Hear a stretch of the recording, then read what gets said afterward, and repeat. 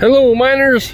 Hey, today we're going to take a look at the Kizer Begleiter 2. Begleiter is German for companion.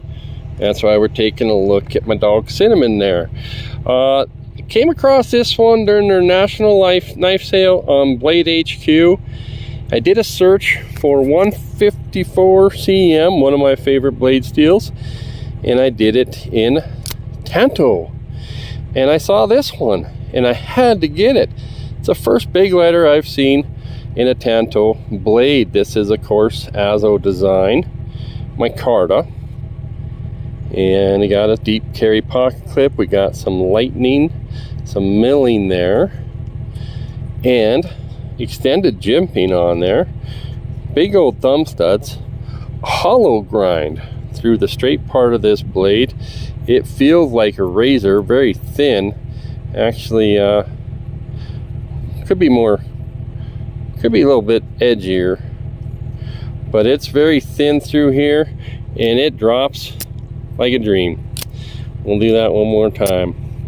In fact, sometimes I think it drops too well. And it's got a strong detent, so you gotta watch that. We'll take her inside. Oh, I got this for 69 bucks, and I did check last night and they are sold out. Ergos are wonderful. So if you guys are into Tantos and 154 CM and Kizer and thumb studs, maybe you'll want to get yourself on the notify me list. All right, let's take her inside. And we're inside, and we are taking a look again at the Kizer Begleiter 2. And this one's in the Tanto.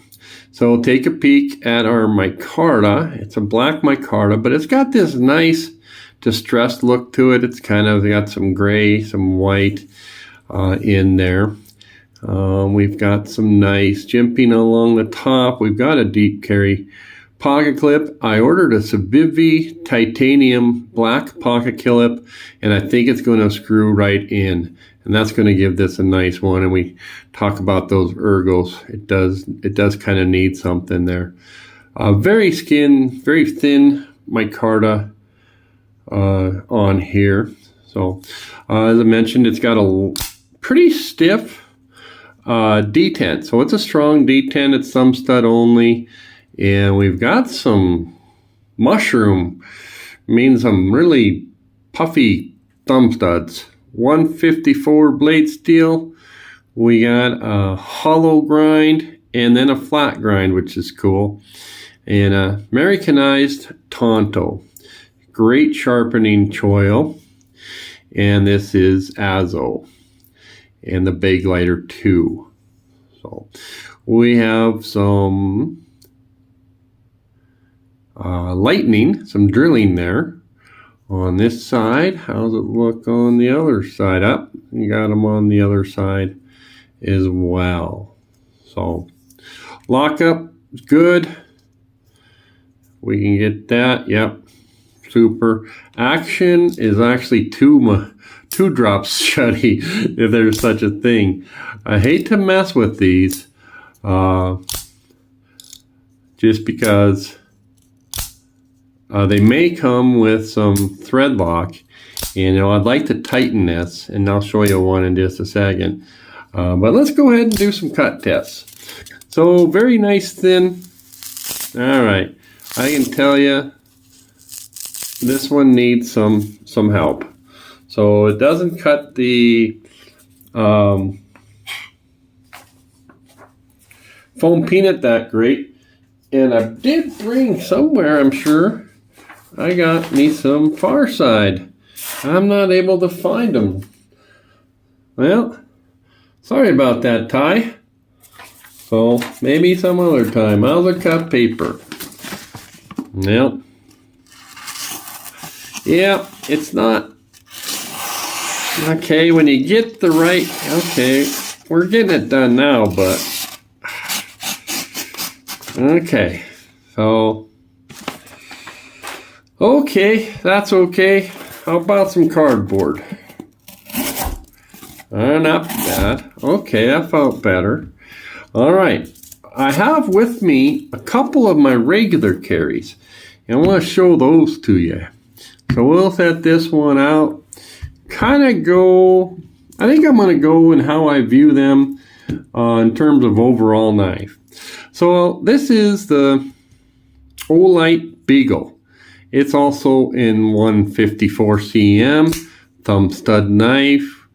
Why am I bringing this one out? Well, Azo. So Azo did this one. We got that sharpening choil on it. This is a harpoon style. We got G10. Boom. Drops. Fires out. Boom. Look at the action on that. So this one actually makes it in my pocket pretty regular. Takes a great, easy to sharpen. Super edge on this. We'll keep going with the, that's a little bit rough looking. But it's got a thicker grind.